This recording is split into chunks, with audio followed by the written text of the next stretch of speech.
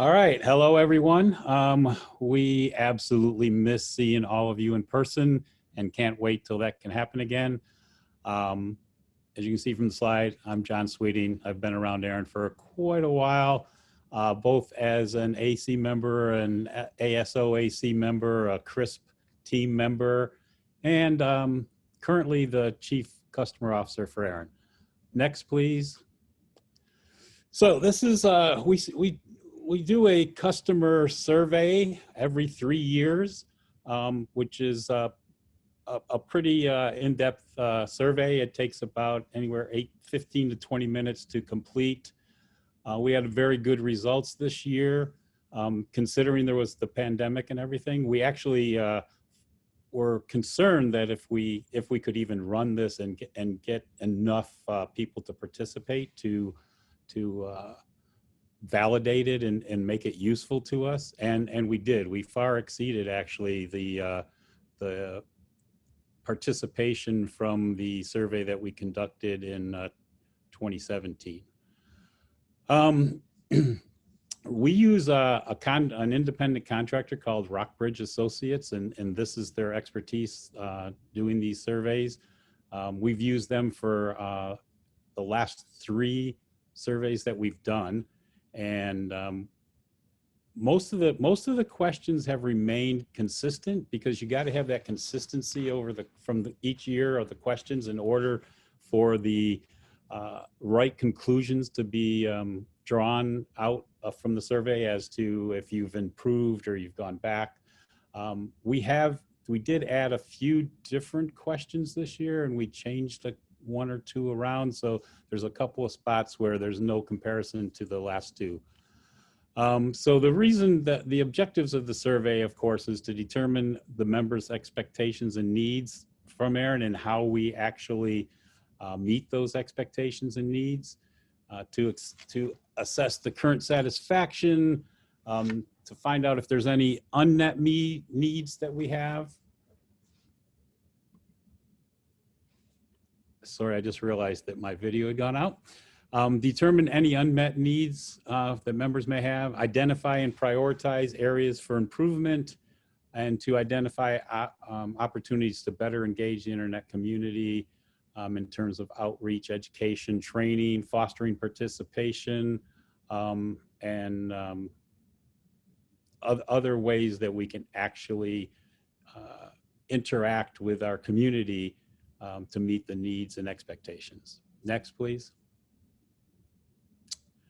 So the methodology that Rockbridge uses is they went through, they record all the perceived performance and expectation data across 34 specific attributes grouped into 9 dimensions. And those are policy development, registration services, engineering, financial services, communications and outreach, ARIN meetings, customer service, and internet governance, and also security. So for each of those 34 questions, community members were asked 2 questions. One was the expectation, which the expectation is how well does that question describe an excellent internet number registry organization on a scale from 1 to 10, and then on performance, how well does ARIN stack up to those expectations? And so that's how it'll be laid out in the survey as we go through. I'm not going to cover the whole survey. It's very summarized in what I'll be covering today. However, the whole survey will be will be available on our website soon.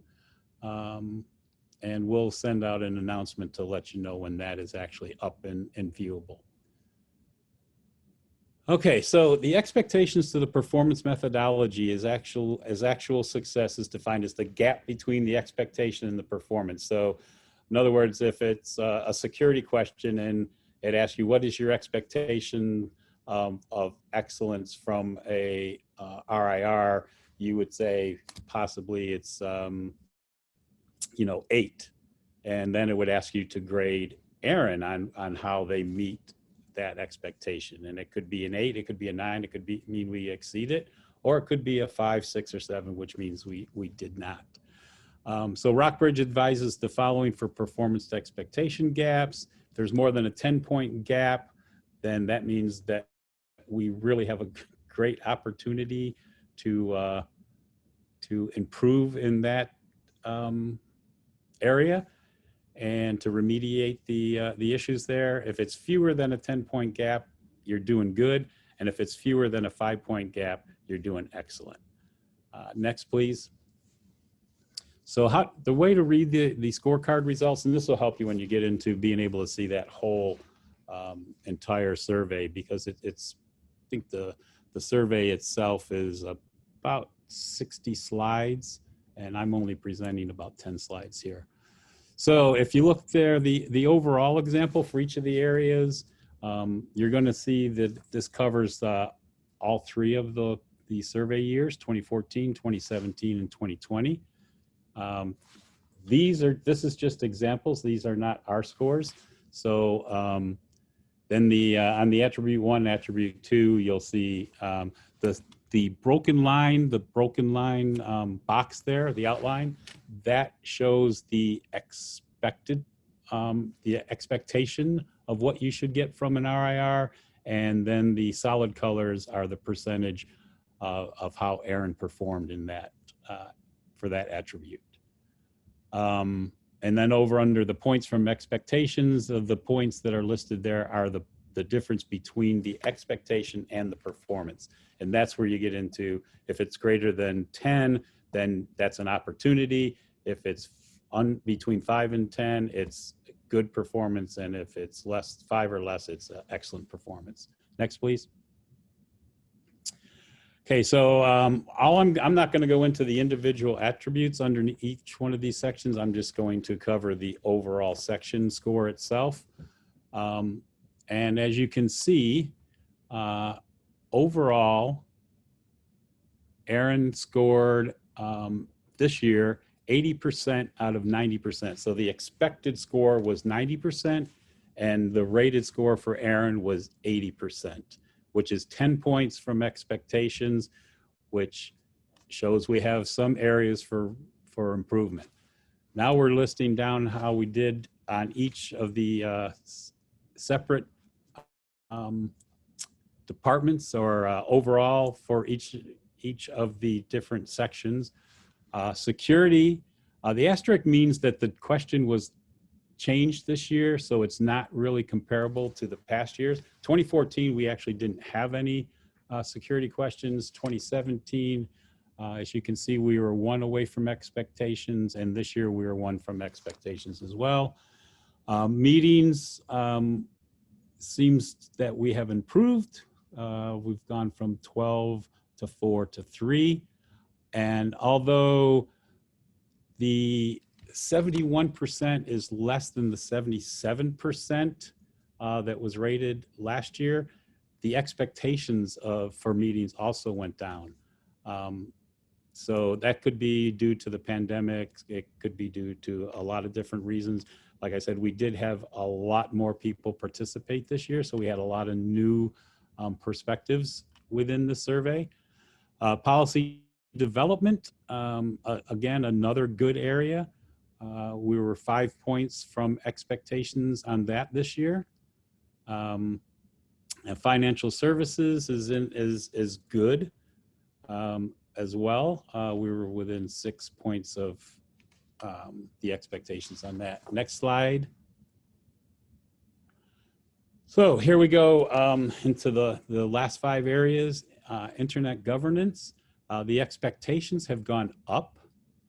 And our performance rating was a little bit less, but we still stayed at that 7%, or that 7 points from expectations. As you can see, the last time we did this survey, we had an 80% was the expectations, and it's now 90%. So that tells us that the community is expecting us to participate a lot more in internet governance, and to make sure that we keep track of what's going on there, and that we also have a voice there as well. Communications and outreach. There was a couple of questions there that were revised, so it's not a strict interpretation to the last two. However, the expectation was 84, and we performed at 75%. Customer service, same. Expectation stayed 90%. Points, our performance fell a couple of points, so there's some room there for improvement. Registration services, there was a question changed in there as well. And we have that 10 points from expectations, so there's definitely an opportunity there. And I believe the attribute that hurt that the most was the timing, of getting resources approvals through and the resources out to the customers. So we're working on that. We actually have some initiatives ongoing right now that'll cover that. And then in engineering, the expectations have again risen, and the performance has gone down, stayed steady a little. But of course, there's opportunities there for us that we are also looking into and have some initiatives ongoing to help correct that. Next.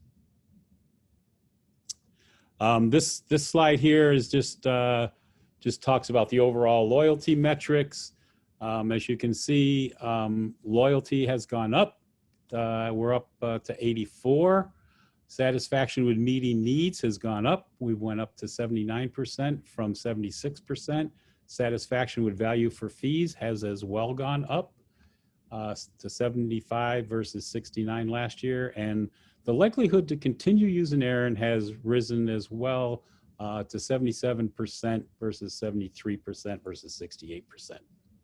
As you can see, it's the highly satisfied, somewhat satisfied, and dissatisfied. So it's really that dissatisfied. Seeing that go down is really good. Next. So ongoing feedback methods. This is just a slide just to emphasize with the attendees and the community that we have several forms of receiving feedback from you. We have a feedback button that shows up anywhere on our site on every single page, and you can click there and provide feedback. We do transaction surveys for every transaction that is open and is processed through our registration services department. We send a transaction survey with that. There's no requirement to fill it out, but we the more feedback we get, the better we are prepared to tweak the services and make sure we're meeting your expectations. We document feedback from our telephone calls and tickets. We have a feedback channel in Slack where if there's feedback received from a telephone call or from a ticket that we need to get into the development process to be looked at, the staff will put that into that Slack channel, and it will be discussed and possibly turned into a story. We have the ACSP, which I hope most people are familiar with, where we review and consider process for formally submitted feedback. So the ACSP, when we get the formal suggestions through this program, these have an SLA written around them of how quickly we do have to respond. We do have to tell the community we received this suggestion, and here's what we think, and here's what we're going to do with it. Or possibly we may have a consultation to ask the community what we should do with it. We do have strict guidance that we will not just close a suggestion without getting specific feedback from the community. If we're going to take it and move forward with it, we'll let you know that we're going to move forward, but we cannot close out any suggestion without getting some kind of feedback from the community, whether it's a consultation. Usually we use consultations, but we could have a roundtable possibly with the organizations that it most affects. And then as well, this meeting here, we get direct feedback from these meetings. All that feedback goes back and gets sifted around and discussed, and anything we need to do in the engineering world gets turned into a story, and anything we need to do as far as processes and customer service and registration services will be looked at, and processes may be changed and implemented. And then again, we do have our mailing list and social media. Next. Okay, so so he said the survey results are along with other ongoing feedback collections, are critical for ARIN to better understand the value that we provide to your customer experience and successfully target effective improvement opportunities across our products and services. We have a lot of work going on with that. I'll leave it at that. And if there's questions, I'm sure John will be happy to expound on some of those things, or myself. Are there any questions regarding the customer survey for Mr. Sweeting? Now would be the time to put them into the Q&A section. Thank you. So first one, Louis Lee, Google Fiber. Is there an understanding on what part of the feedback on expectation for more activity? Is it really just a gap in education about what's already going on? Actually, Louis, so that's a great question. I was hoping someone would ask it. We're actually going through the detailed survey now because there's a lot of material underneath and a lot of information to try to figure out. We note that expectations have gone up, which we think is a good thing. Our performance dropped a little bit. And so the combination shows that we're not matched up with what people expect. We have to go through and look where those areas are. Our performance still beats what 2014 was in terms of how we perform. But since your expectations are higher, we need to do better. The good news is we have people are saying we're satisfying their requirements. So it's generally in areas like the amount of detail we ask for processing requests, the timeliness of the requests. It's also true that we're in a year of COVID, and some of the responses are related to some of the issues working with us during that. So we're going to go through it in detail, and we'll report back to the board a list of gaps that we see in action items. Our intention is, of course, to bring up all the areas that have a substantial gap. So yes, thank you for that. Can the policy, and then our second question is Owen DeLong, can the policy development details be provided to the AC? ARIN, Owen, absolutely. We will we'll drill down and pull out the portions that the AC can help on because this is a team effort.